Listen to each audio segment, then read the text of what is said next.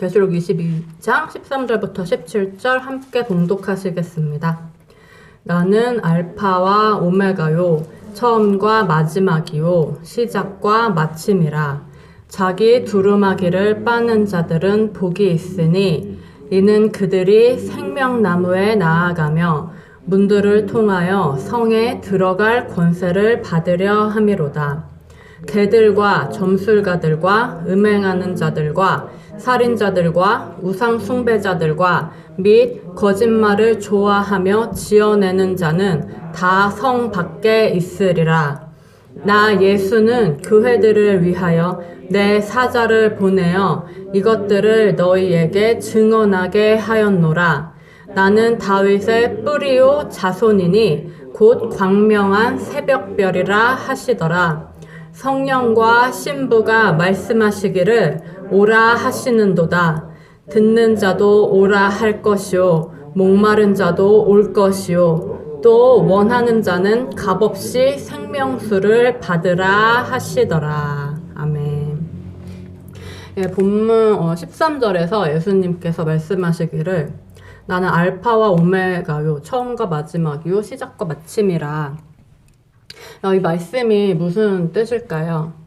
물론 함축적인, 너무나 많은 의미를 이제 함축해서 담고 있는 말씀인데, 오늘은 어떤 관점에서 이 말씀을 보려고 하냐면, 성경의 처음과 마지막이라는 이 성경의 관점, 성경의 시작과 마침, 성경의 알파와 오메가, 즉 성경의 시작 이야기와 끝 이야기라는 관점에서 이 말씀을 한번 보려고 합니다. 그럼 이제 성경의 시작 이야기는 이제 뭐냐 하면 잘 아시는 창세기에 처음 나오는 1장 1절부터 2장 3절까지의 천지창조 이야기죠. 그럼 이 이야기가 우리에게 무엇을 말하려는 이야기일까요? 물론 이제 천지가 시작될 때의 얘기겠지만은, 근데 이걸 단순하게 그냥 천지가 시작될 때, 물리적으로 세상이 열릴 때 일어났던 어떤 그 시기에, 그 시점에 물리적으로 발생했던 이제 사건으로 본다면은, 사실 우리 인생에 어떠냐면, 지난주까지 요한계시록 훑어보면서 계속 드린 말씀인데, 그렇게 이제 해석하면 우리 인생에 거의 유익이 없죠.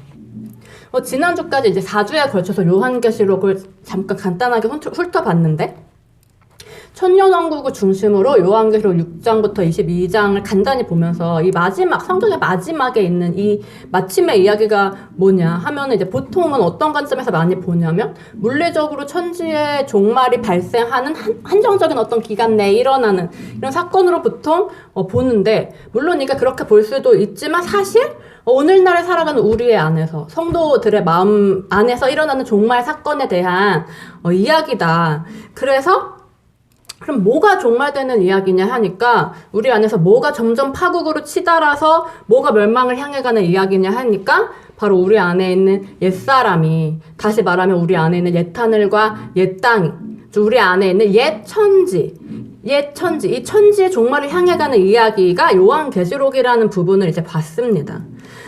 그런데 성경의 첫 번째 부분인 창세기 1장 1절부터 2장 3절을 보면 이제 뭘 얘기하냐면, 천지 창조에 대해서 얘기를 하죠.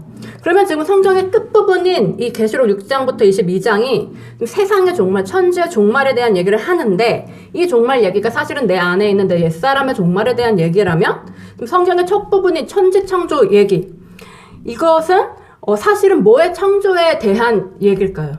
내 안에 있는 새 사람의 창조에 대한 얘기죠.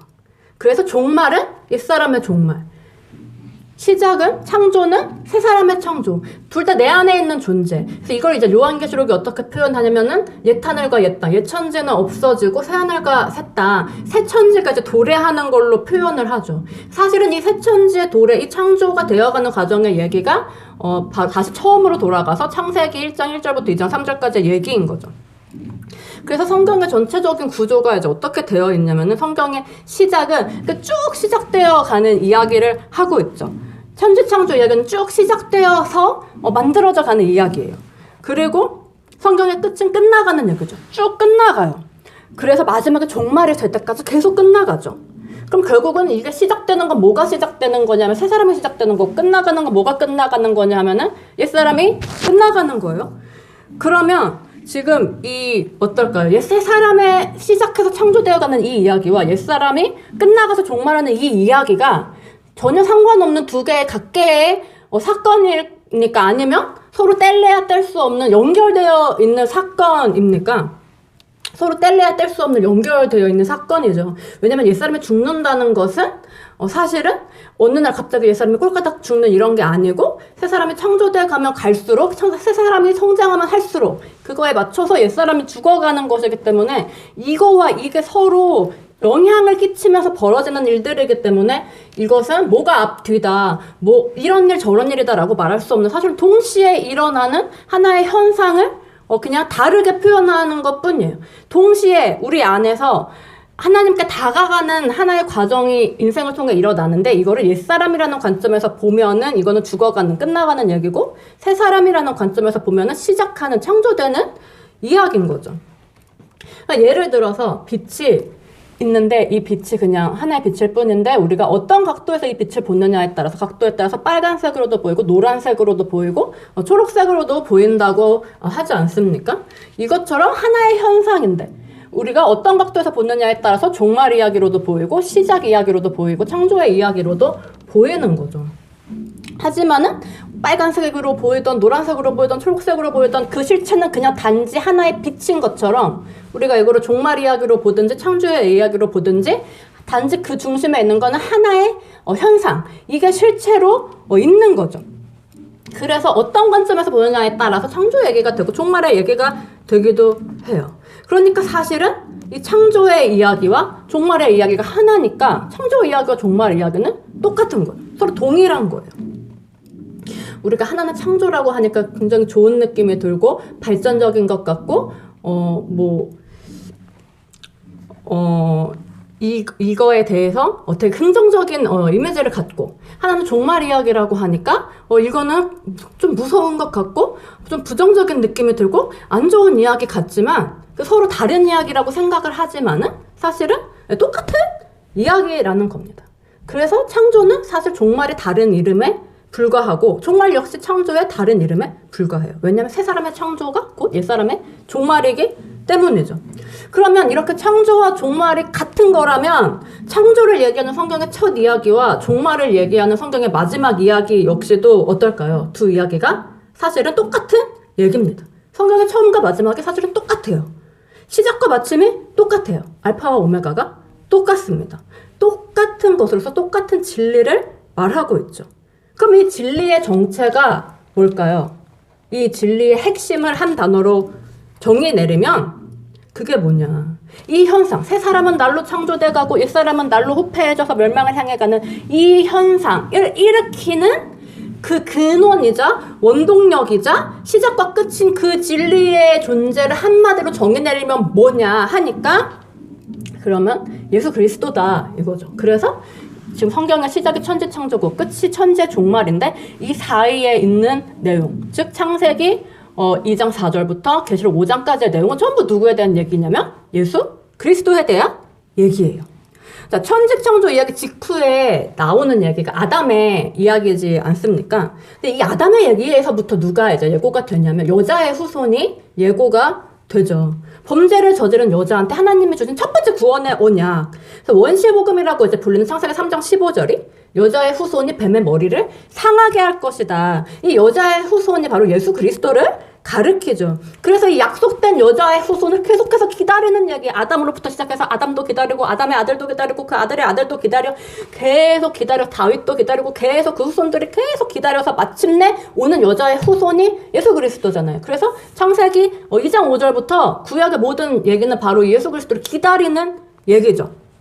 이게 전체 구약이고 그 마침내 이제 이 여자의 후손이 세상에 온 얘기가 사복음서죠. 복음서. 마침내 우리에게 여자의 후손이 왔는데 그래서 도대체 이 여자의 후손에게 어떤 사건이 일어나서 어떤 과정을 거쳐서 이 여자의 후손이 우리의 구원의 보증이 되는지 그 십자가 사건 그것을 보여주는 게 이제 복음서입니다. 그럼 그 후에 여자의 후손이 이 세상에 지금 복음서에서 왔는데 단순히 이 세상에 온 것뿐만이 아니고 그럼 어떻게 우리 안에 오느냐. 그래서 여자의 후손을 승천하고 여자의 후손 그리스도의 그 영이 와서 그 영이 우리와 함께 해서 우리 안에 영으로 들어온 여자의 후손과 우리가 하나가 되어가는 얘기가 바로 복음서 이후에 로마서부터 계시록 초반까지 5장까지의 얘기예요. 성경 전체는 이런 관점에서 보면 다 누구 얘기냐면 여자의 후손의 얘기죠. 창세기 2장 4절부터 계시록 5장까지 예수 그리스도가 어떻게 우리에게 와서 우리가 그분을 기다리는 과정을 어떻게 겪어가는지, 그리고 또 여자의 후손이 세상에 왔는데, 우리에게 왔는데 어떤 방식을 거쳐서 구원의 보증이 되셨는지, 그리고 그 후에 어떻게 우리 안에 영으로 들어오셔서 우리와 진짜 완벽한 하나가 되어가는지, 이게 이제 바로 계시록 창세기 2장 4절부터 계시록 5장까지. 그러면 그 앞에 있는 이 천지창조 얘기와 그 뒤에 있는 이 계시록 얘기는 이제 뭘 보여주냐, 이 중앙에 있는 이 이야기를 쫙 압축을 해서 그 핵심만 뽑아가지고 세 사람의 관점에서 보여주는 게 창세기 천지창조고, 옛사람의 관점에서 보여주는 게 계시록의 이 천지의 종말 이야기인 거죠. 그러니까 이제 아까 그 빛을 예로 들었을 때 각도에 따라 빨간색으로도 보이고 노란색으로도 보이지만 그 실체는 그냥 하나의 빛인 것처럼 이 성경의 이야기도 각도에 따라서 관점에 따라서 창조의 이야기로도 보이고 종말의 이야기로도 보이지만 그 실체는 그냥 동일한 예수 그리스도인 거죠. 그러니까 성경의 시작과 끝 이야기가 똑같을 수밖에 없어요. 그 정체가 예수 그리스도니까요. 그래서 예수님이 하신 말씀이 바로 오늘 본문 계시록 22장 13절에 나는 알파와 오메가다. 시작과 마침이다. 처음과 마지막이다. 성경의 시작도 예수님이고 성경의 마침도 예수님이고, 그러니까 이 시작인 창조 이야기나 마침인 종말 이야기나 둘이 똑같은 이야기가 될 수밖에 없습니다. 그럼 도대체 이게 어떻게 똑같냐? 이거를 이제 성경의 시작 이익인 천지 창조의 얘기를 통해서 살펴보려고요. 도대체 어떻게 똑같은지. 그래서 먼저 천지창조 이야기의 구조와 요한계시록의 6장에서 22장의 이 구조를 통해서 이게 어떻게 같은 이야기가 되는지를 함께 살펴보고, 그 후에 다시 오늘 본문인 계시록 22장으로 돌아와서 14절에서 17절의 말씀이 뭘 말하려고 하는 것인지를 보려고 합니다. 먼저 창세기 1장을 함께 보시겠습니다. 창세기 1장 1절에서 2절 말씀 먼저 함께 보시겠습니다.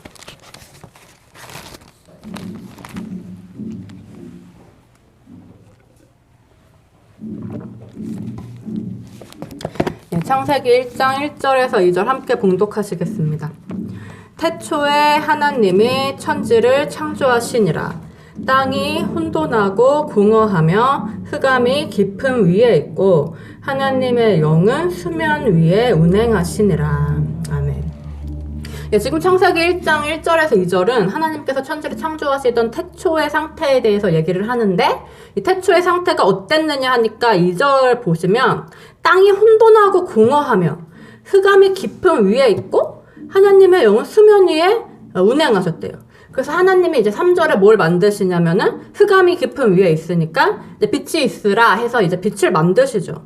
그래서 이 사건을 4절에서 어떻게 묘사하냐면 이때부터 빛과 어둠이 나뉘어졌다. 이거는 그러니까 뭘 암시하는 거냐면 이미 어둠이 존재하고 있었다는 사실을 암시하죠. 빛이 있기 전에 어둠이 있어서 그 어둠에 대고 하나님 말씀하시기를 빛이 있으라 하신 거죠.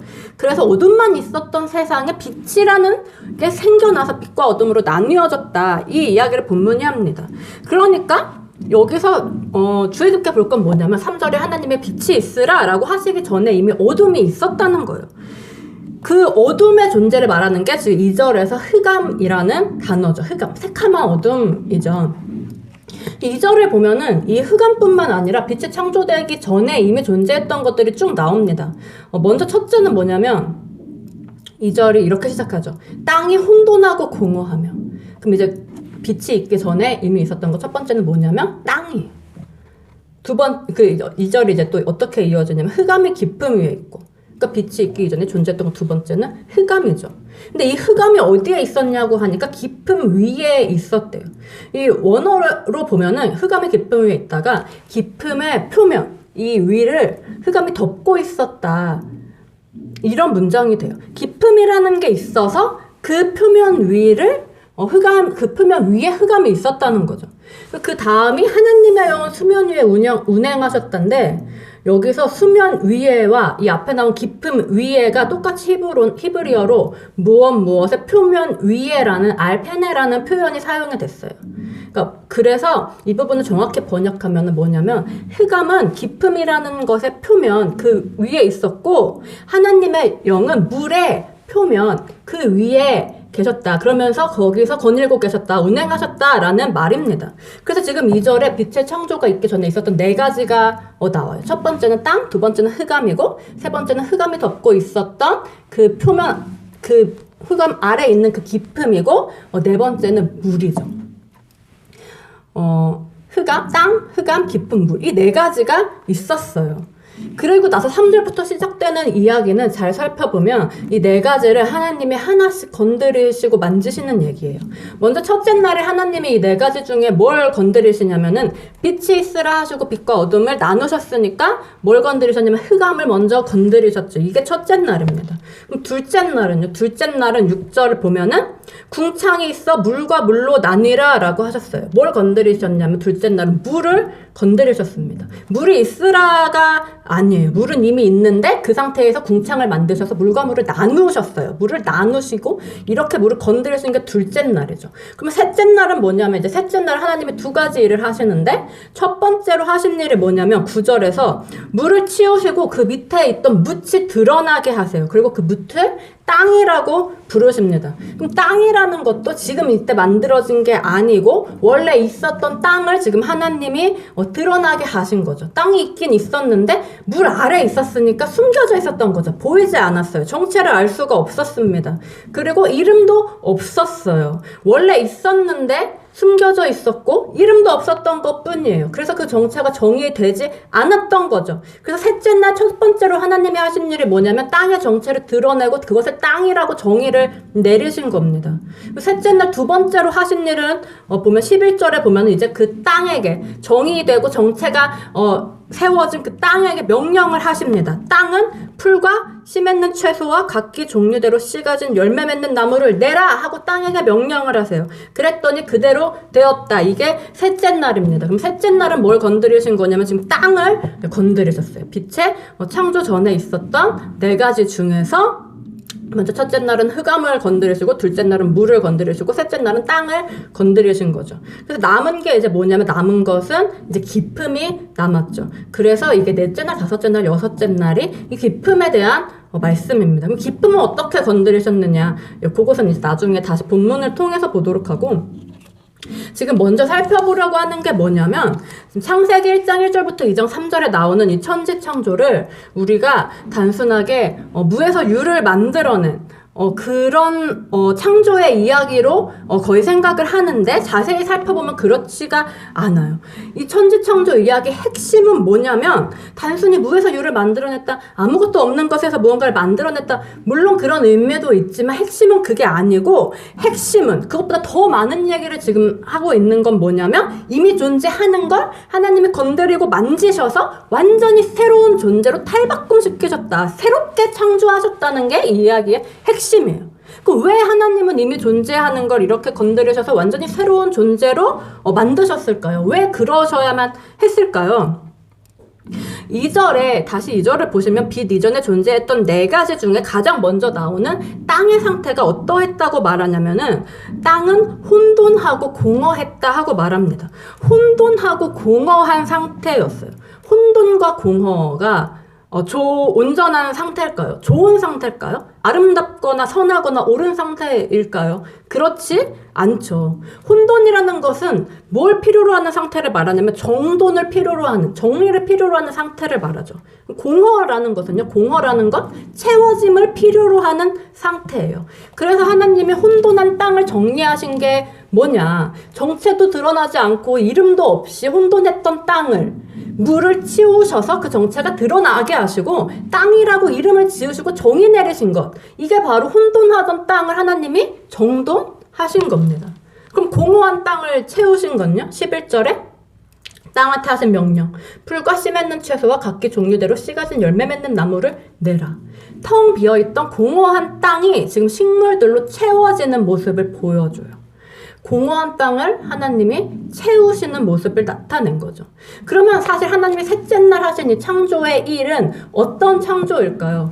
혼돈하고 공허했던 땅을 정돈되고 채워진 땅으로 변화시킨, 그래서 땅을 완전히 새로운 존재로 변화시켜버린, 그 정체성 자체를 바꿔버린 새로운 변화의 창조입니다.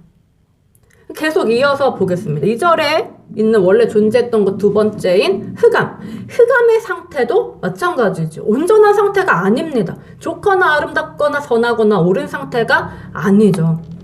아무것도 보이지 않아요. 맹인 같은 상태입니다. 눈앞에 뭐가 있는지도 알 수 없고 무지로 가득한, 불안과 두려움만 가득한 새카만 어둠.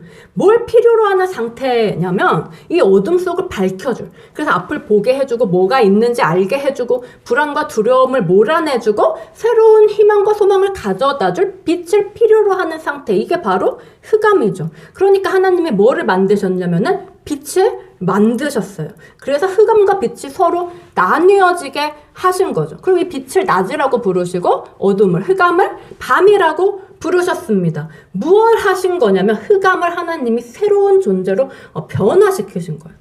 왜 하나님의 흑암을 없애지 않으시고 변화시키셨을까요?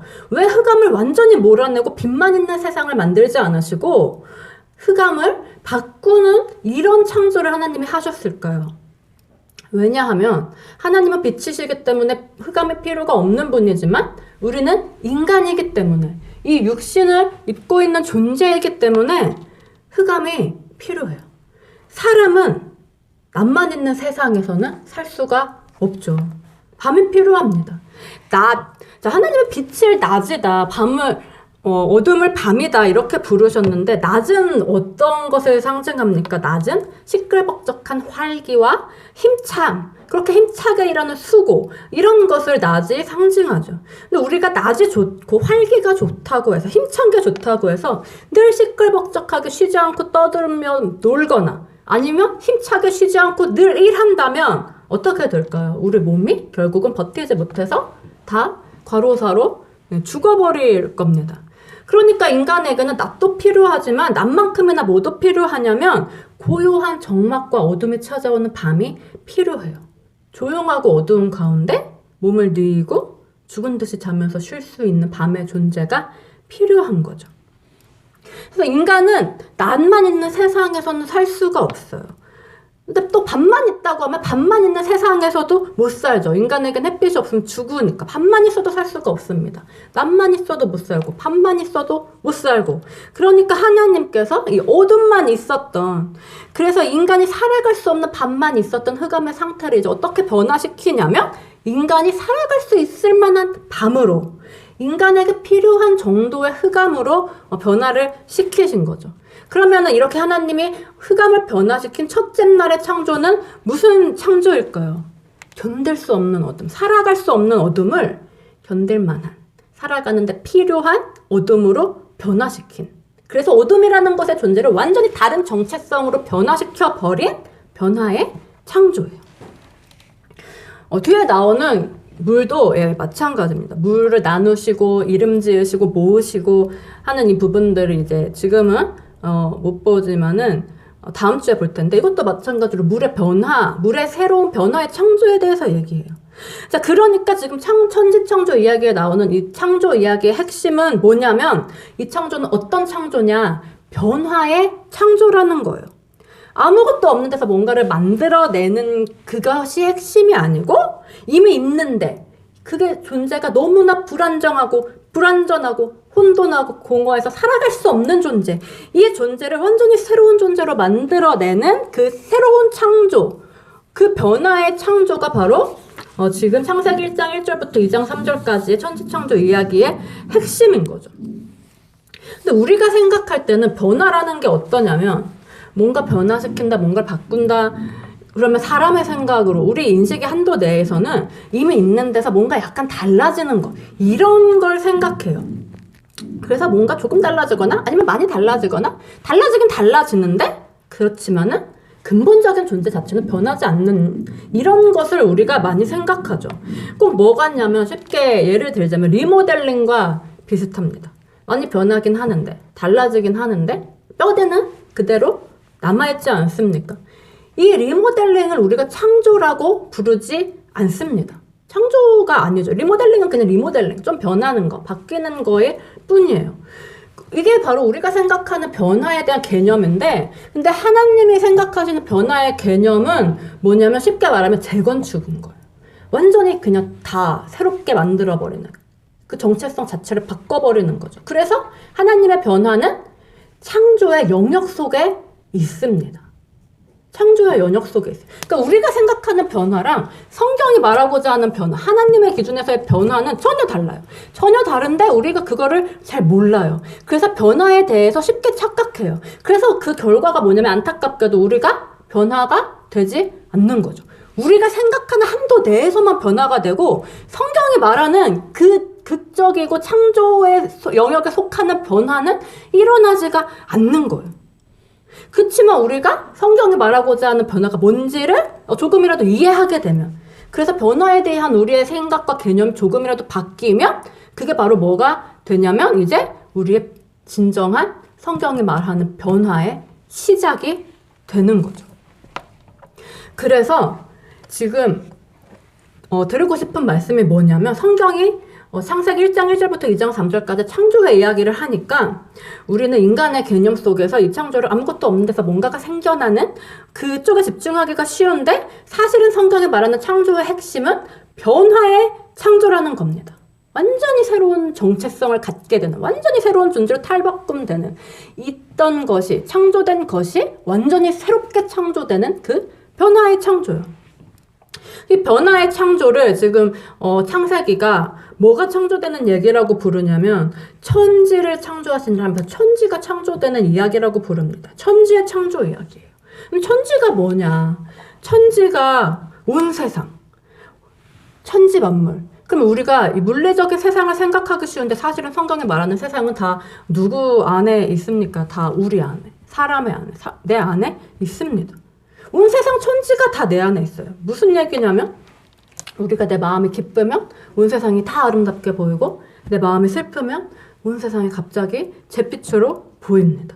내 컨디션이 좋으면 세상에서 벌어지는 모든 일이 다 신나고 재밌고, 내 컨디션이 나쁘면 모든 일이 다 짜증나고 귀찮죠. 그럼 결국은 세상이라는 건, 이 천지 만물은 다 뭐에 좌우되냐면 내 마음에, 사람의 마음에 좌우돼요. 나라는 이 임지현이라는 이 사람의, 저의 세상은 임지연의 눈으로 보고 임지연의 몸으로 느끼는 세상이니까 임지연의 마음에 달려있고, 그럼 또 뭐 오권사님이 계시면 오권사님이라는 분의 세상은 오권사님의 눈으로 보고 오권사님의 몸으로 느끼시는 세상이니까 오권사님의 마음에 달려있죠. 그러니까 결국은 세상이 다 어디 달렸냐면 다 자기 자신의 마음에 달려있어요. 그럼 그게 바로 뭐예요? 내 마음 안에 온 세상이 다 있는 거죠. 천지 만물이 다 내 마음에, 우리 마음속에 있습니다. 그럼 하나님의 지금 천지를 새롭게 창조하시는 이야기는 결국은 뭘 새롭게 창조하시는 이야기냐면 나 자신, 내 내부를 완전히, 내 마음을 완전히 새롭게 창조하시는 이야기. 이게 바로 천지창조 이야기예요. 자, 예를 들어서 셋째 날을 보시면 셋째 날 하나님이 땅을 건드리시는데, 이미 존재하고 있던 땅을 건드리시는데, 그 땅이 이제 본래 어떤 땅이었냐면은 2절을 보면은 본래는 혼돈하고 공허한 땅이었어요. 이게 뭘 의미할까요? 성경에서 이제 땅은 무엇을 의미합니까? 하나님이 땅의 흙으로 사람을 지으셨다. 그래서 땅은 사람의 속성을 의미해요. 사람의 마음을 의미하죠. 그러면서 땅이 혼돈하고 공허했다는 건 결국은 무엇입니까? 혼돈하고 공허한 사람의 상태를 말하는 거예요. 혼돈하고 공허한 내 마음의 상태를 말해요. 그럼 하나님이 이 혼돈하고 공허한 땅을 정돈하고 채우셔서 새롭게 창조하시는 이 셋째 날의 창조 얘기는 결국은 하나님이 뭘 새롭게 창조하시는 얘기냐면 혼돈하고 공허한 우리의 마음을, 사람의 마음을 정돈되고 채워진 마음으로 새롭게 창조하시는 이야기죠. 그래서 이게 이제 요한계시록에 가면은 이게 옛하늘과 옛 땅이 없어지고 새하늘과 새 땅에 도래하는데 그것이 성도다. 그 의미로 표현이 되지 않습니까? 자, 그렇다면 만약에 우리가 지금 내 마음이 이렇게 하나님으로 말미암아서 정돈되고 채워지고 있다면, 우리가 지금 이렇게 내 인생이 새롭게 창조되어가는 과정 속에 있다면 천지창조의 무엇을 경험하고 있는 것일까요? 천지창조의 셋째 날을 경험하고 있는 것입니다. 우리의 인생이 천지창조의 셋째 날을 지나가고 있는 거죠. 자, 또 창세기 1장 2절 이어서 말하는 흑암의 상태도 마찬가지입니다. 사실은 누가 흑암의 상태에 있습니까? 우리가 사람 인간이 내가 흑암의 상태에 있어요. 우리의 인생이 하나님을 모를 때 어둠 속에 있습니다. 하나님을 알아도 하나님을 잊어버리고 쉽게 어둠 속으로 돌아갑니다. 그러니까 하나님이 우리의 이 어둠 속에 뭘 비춰주시냐면 빛을 비춰주시죠. 그래서 이 빛이 누구냐 하면 참빛, 곧 세상에 와서 각 사람에게 비추는 빛이 있었나니. 요한복음 1장 19절.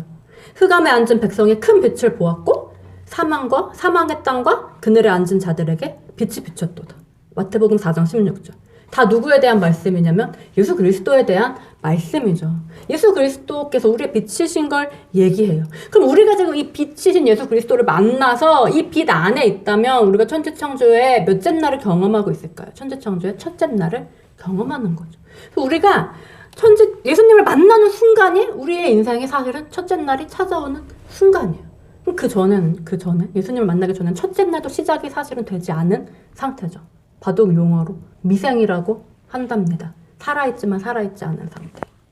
첫째 날이 시작되는 것은 우리의 인생이 진짜로 삶이라고 불릴 수 있는 것은 바로 예수님을 만나는 그 빛이 있으라 하신 그 말씀이 내 인생 속에 들어와서 우리 인생 속에 빛이 생기는 그 순간이죠.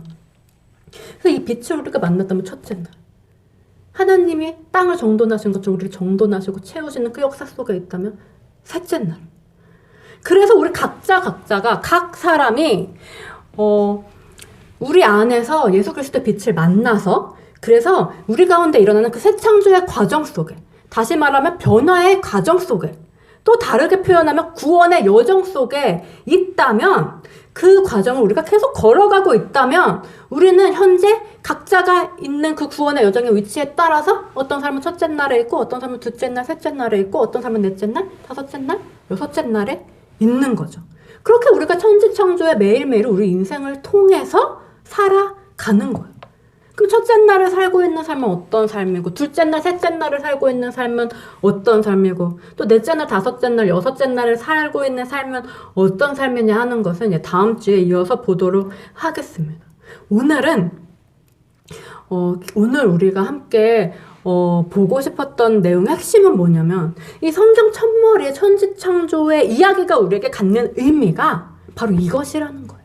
우리의 삶 속에서 우리가 몇째 날을 살고 있는지 돌아보고 다음 날로 나아갈 수 있는 어떻게 다음 날로 나아갈 수 있는지를 가르쳐주는 게 바로 천지창조의 이야기라는 거죠. 그러면 이 이야기에서 첫째 날 일을 시작하신 하나님이 모든 일을 마치시고 마침내 일곱째 날의 안식에 들어가셨듯이 우리의 삶에서 첫째 날이 시작되기만 하면 그 일을 시작하신 하나님이 마침내 우리를 일곱째 날의 안식에 들어가게 하신다. 이것이 바로 천지창조 이야기의 핵심입니다. 우리가 오늘 우리의 삶 속에서 이 천지창조의 하루하루의 과정을 밟아가며 매일매일을 살아갈 때 반드시 우리가 일곱째 날의 안식에 이룰 수가 있습니다. 이 안식의 날이 속히 이루어지기를 간절히 바랍니다. 함께 기도하시겠습니다. 주님 감사합니다. 주님께서 우리를 이끌어 주시고 우리에게 한 걸음 한 걸음 하루하루 첫째 날, 둘째 날, 셋째 날 그렇게 나아가게 하시는 그 과정의 말씀들을 주셨으니 아버지 우리가 우리의 인생을 통해서 이 말씀들을 깨닫고 다음 날로 진전되어 나아가게 하여 주시옵소서. 주님의 말씀이 우리를 그 다음 날로 이끌어가고 그래서 마침내 일곱째 날의 안식으로 이끌어 갈 줄을 믿습니다. 그 주님께서 속히 오셔서 이 모든 일을 속히 이루어 주시기를 바라며 사랑이 많으시고 은혜가 풍성하신 우리 주 예수 그리스도의 이름으로 기도했습니다. 아멘.